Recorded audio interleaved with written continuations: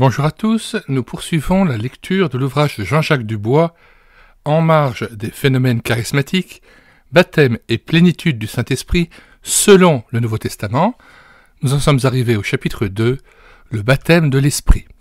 Et comme il y avait 10 paragraphes dans ce chapitre, nous avons préféré faire 2 vidéos distinctes afin d'offrir une meilleure lisibilité envers ces différents paragraphes de ce chapitre assez important. Début de la lecture audio. Le baptême de l'Esprit. Nous tenterons dans ce chapitre de répondre à 2 questions. A. Qu'est-ce que le baptême de l'Esprit? B. Comment reçoit-on ce baptême?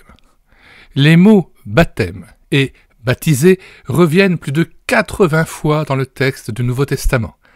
Ils se rapportent soit au baptême de Jean, comparé Matthieu 3, verset 7, Marc 1, 4, Actes 19, verset 3, soit au baptême de l'Esprit, comparé Matthieu 3, 11, Jean 1, 33, 1 Corinthiens 12, verset 13, soit au baptême d'eau consécutif à la réception du salut par la foi en Christ, comparé Acte 2, verset 41, Acte 9, verset 18, Acte 10, verset 47-48, Acte 16, verset 14 à 15, verset 30 à 34, et Acte 18, verset 8. Pour la bonne compréhension de l'Écriture, il est très important de ne pas confondre ces 3 faits et, relativement aux 2 derniers, qui font partie de l'expérience chrétienne, de discerner le rapport qui les unit, le baptême d'eau étant le signe visible du baptême de l'Esprit qui nous incorpore à Christ et à l'Église.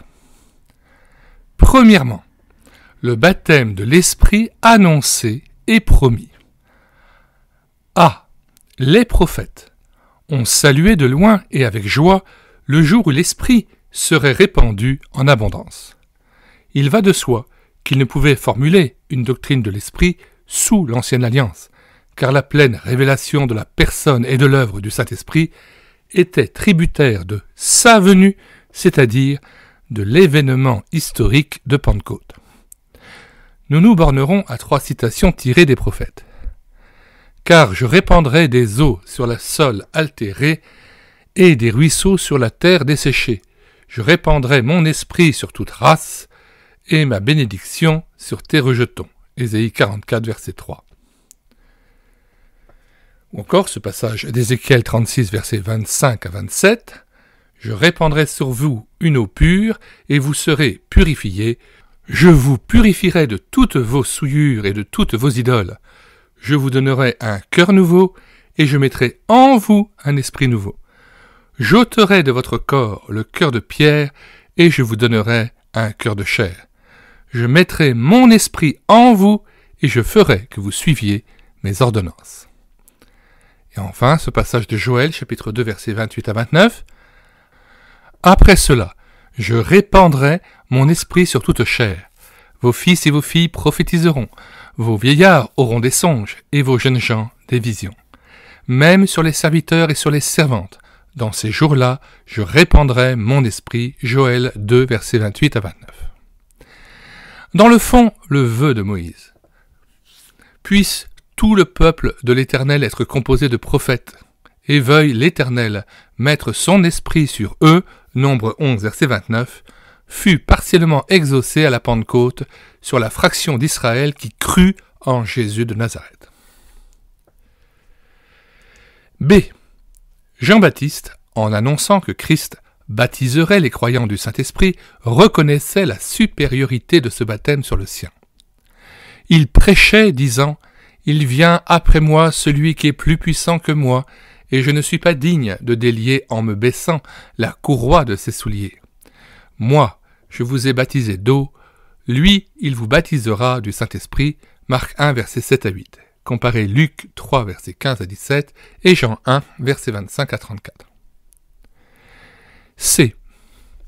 Jésus-Christ lui-même s'est engagé à rendre effective la promesse du Père en enlevant l'obstacle à l'effusion du Saint-Esprit, c'est-à-dire nos péchés qu'il a expiés sur la croix. Cette promesse fut une consolation pour ses disciples qu'il ne voulait pas laisser orphelins, et elle est valable pour tous ceux qui croient en lui. Citation. « Et il leur dit, ainsi, il est écrit que le Christ souffrirait et qu'il ressusciterait des morts le 3e jour, et que la repentance et le pardon des péchés seraient prêchés en son nom à toutes les nations, à commencer par Jérusalem.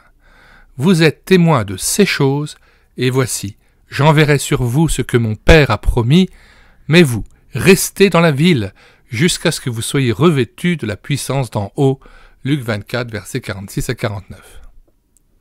Comparez Acte 1, versets 4 à 8, et Acte 2, versets 38 à 39. Autre citation. « Le dernier jour, le grand jour de la fête, Jésus, se tenant debout, s'écria, « Si quelqu'un a soif, qu'il vienne à moi, et qu'il boive. Celui qui croit en moi, des fleuves d'eau vive couleront de son sein, comme dit l'Écriture. Il dit cela de l'Esprit que devaient recevoir ceux qui croiraient en lui. Car l'Esprit n'était pas encore, parce que Jésus n'avait pas encore été glorifié. » Jean 7, versets 37 à 39. « Si vous m'aimez, gardez mes commandements.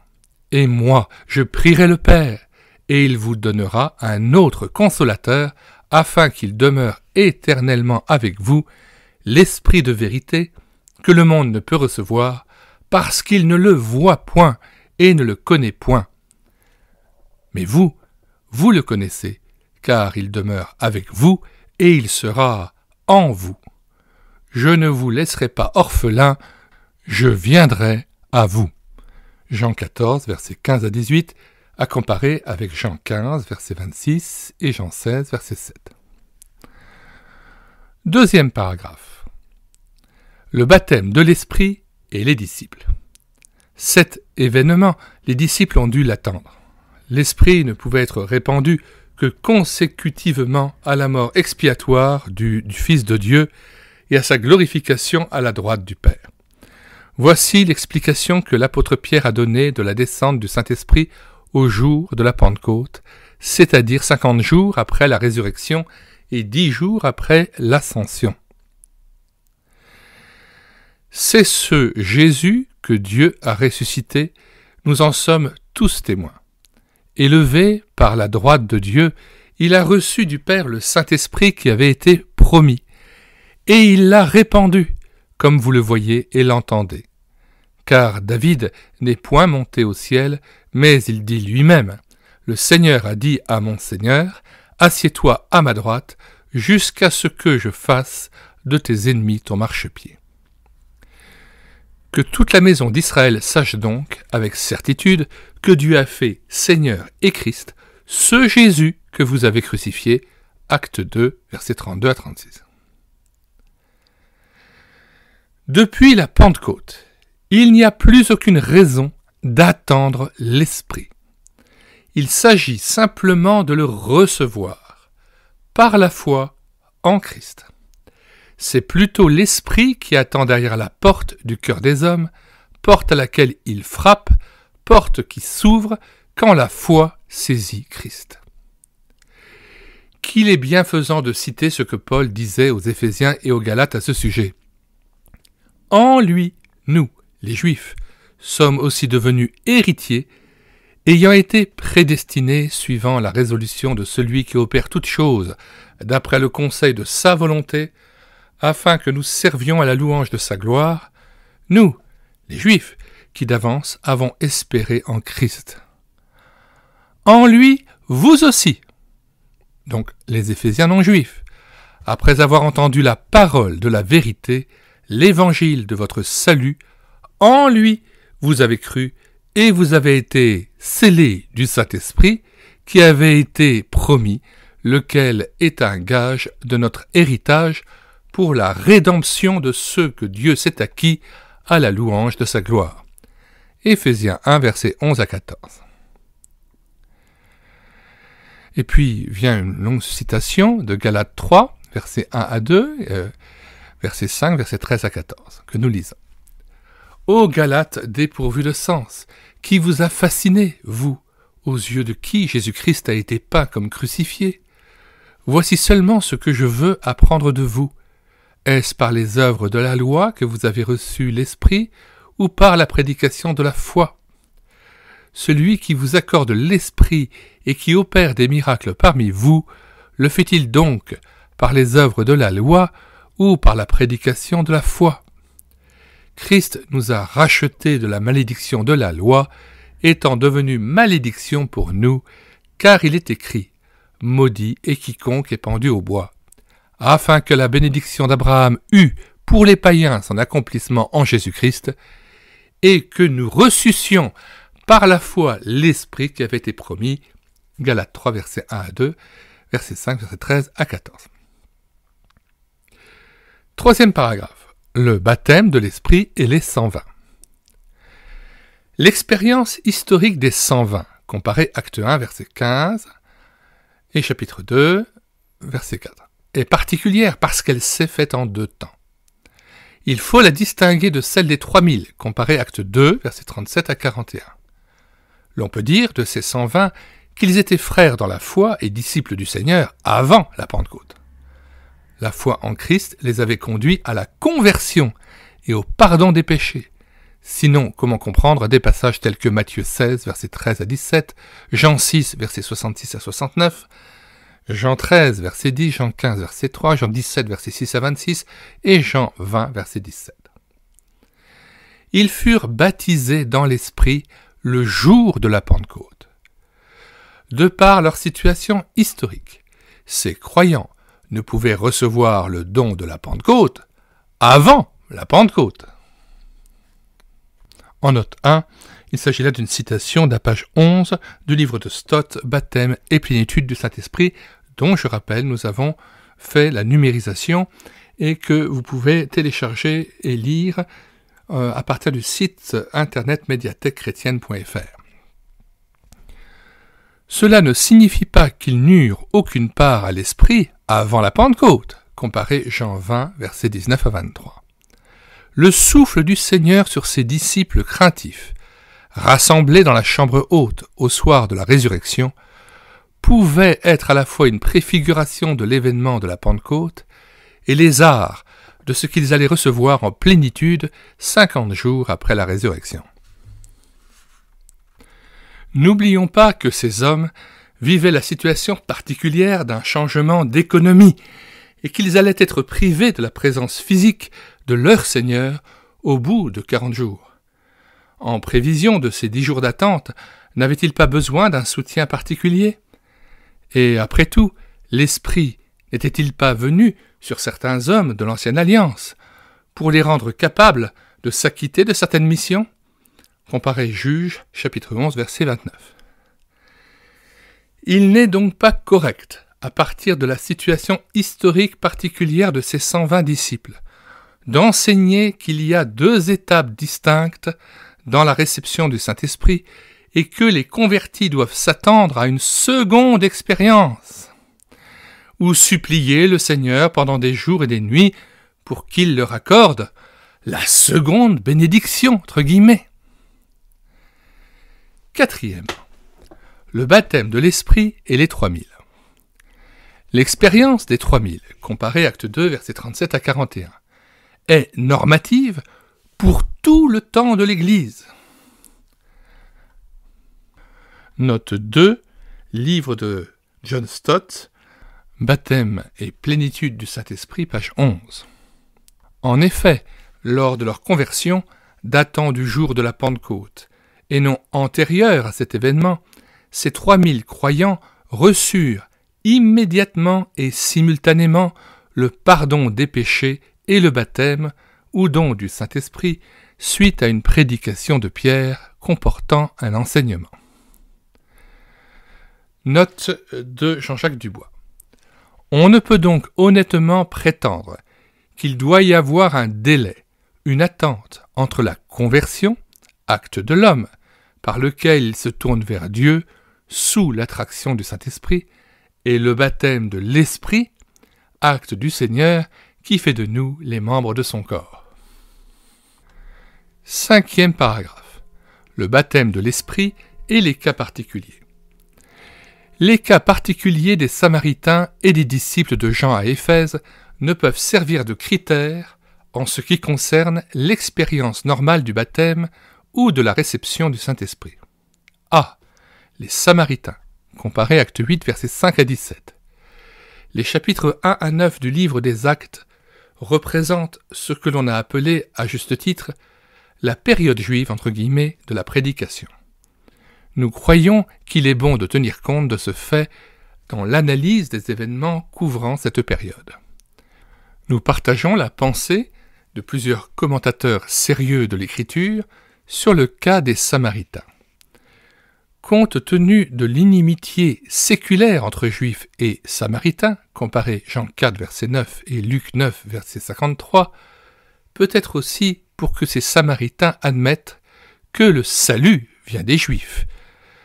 Jean 4, verset 22. Enfin, pour éviter de futurs schismes dans l'Église, Dieu a voulu que l'incorporation des Samaritains à Christ fût sanctionnée par la présence des apôtres et leur intervention. C'est pourquoi le baptême de l'Esprit fut différé jusqu'à l'arrivée de Pierre et de Jean. Note 3 du livre de John Stott, page 13. Baptême et plénitude du Saint-Esprit. Retour au texte. Dans ce cas spécial, le baptême d'eau, verset 12, a précédé le baptême de l'Esprit. À la lumière du contexte, l'on peut aussi se demander si la foi des Samaritains, envoûtée depuis longtemps par Simon le magicien, avait été réellement accompagnée du repentir, et s'il ne manquait pas un élément fondamental à leur expérience, ce qui expliquerait pourquoi le Saint-Esprit n'était encore descendu sur aucun d'eux, comparé versets 15 à 16. Il s'agit là bien sûr d'une simple hypothèse. Note de l'auteur sur la conversion des non-juifs réunis chez Corneille. L'Écriture nous montre qu'une procédure particulière relève d'une situation ou d'un moment particulier, par exemple lors d'une prédication inaugurale. Ce fait apparaît en Acte 10, versets 34 à 48, lors de l'ouverture du royaume des cieux aux païens dans la maison de Corneille. Le don des langues accordé aux païens baptisés de l'Esprit s'explique parfaitement si l'on tient compte du fait que les Juifs n'auraient pas cru à ce baptême et n'auraient pas accueilli ces croyants païens dans l'Église sans un signe extérieur audible. Tous les fidèles circoncis qui étaient venus avec Pierre furent étonnés de ce que le don du Saint-Esprit était aussi répandu sur les païens, car ils les entendaient parler en langue et glorifier Dieu. Alors Pierre dit : « Peut-on refuser l'eau du baptême à ceux qui ont reçu le Saint-Esprit aussi bien que nous ?» Et il ordonna qu'ils fussent baptisés au nom du Seigneur, versets 45 à 48. Gardons-nous d'inférer de ce moment d'inauguration que toutes les conversions de païens devaient, par la suite, être en tout point conformes au schéma d'Acte 10, c'est-à-dire accompagnées du parler en langue. La suite du livre des Actes nous prouve que ce ne fut pas le cas. Lisez Acte 16, versets 14 à 15, versets 30 à 34, Acte 17, verset 34 et Acte 18, verset 8. B. Les disciples de Jean à Éphèse, comparé Acte 19, versets 1 à 7. Remarquons d'abord que la question de Paul est inhabituelle et qu'on ne la trouve nulle part ailleurs dans le livre des Actes. Par conséquent, il est indéniable que ces hommes représentaient un cas d'espèce, ce que Paul a très vite discerné. Soulignons ensuite que Paul n'a pas dit « Avez-vous reçu le Saint-Esprit depuis que vous avez cru ?» mais « Avez-vous reçu le Saint-Esprit quand vous avez cru ?» Ces hommes n'étaient pas des croyants au sens plein et habituel du terme. Faute de connaissance, leur foi n'était pas encore centrée sur Jésus. Simples disciples de Jean-Baptiste, ils avaient besoin d'un complément d'instruction, c'est pourquoi Paul les conduisit plus loin. Jean a baptisé du baptême de repentance, disant au peuple de croire en celui qui venait après lui, c'est-à-dire en Jésus, verset 4. Avant de rencontrer Paul, ils étaient en deçà de la foi évangélique et par conséquent en deçà de l'expérience chrétienne normale. De la repentance, ils devaient passer à la foi en Christ, mort pour leurs péchés et ressuscité pour leur justification. Pour eux-mêmes et pour leur entourage, il était important et même nécessaire qu'ils reçussent une preuve sensible de la venue du Saint-Esprit dont ils n'avaient pas entendu parler jusqu'à ce moment-là, comparé verset 2. Lorsque Paul leur eut imposé les mains, le Saint-Esprit vint sur eux et ils parlaient en langue et prophétisaient verset 6. Encore une fois, ne prenons pas pour règle les expériences d'hommes ayant appartenu à 2 dispensations, alors que nous appartenons à la seule dispensation de la grâce, à la dispensation de l'Esprit. Nous poursuivrons dans une autre capsule audio la lecture des 5 autres paragraphes de ce chapitre consacré au baptême de l'Esprit. Comme à l'ordinaire, nous mettons dans les commentaires de cette vidéo le lien en vue de télécharger le texte de ce livre de Jean-Jacques Dubois en marge des phénomènes charismatiques, baptême et plénitude du Saint-Esprit selon le Nouveau Testament. Je vous en donne les liens. Le téléchargement est inférieur à 4 € et il est tout à fait opportun de pouvoir aussi rendre à César ce qui est à César et soutenir les éditions de la Maison de la Bible qui a pris soin de numériser cet ouvrage et de le mettre à la disposition sous forme numérisée, sous forme de PDF ou de Word. Et puis, il est très important de pouvoir revenir sur le texte et de ne pas simplement avoir une connaissance auditive du contenu d'un texte, mais de pouvoir le consulter aussi sur son ordinateur de manière numérique. Nous mettrons aussi en même temps le lien afin de télécharger gratuitement le livre de John Stott, Baptême et plénitude du Saint-Esprit. Comme ça, vous pouvez suivre toutes les citations qui sont faites par Jean-Jacques Dubois. Nous vous disons au revoir et à bientôt.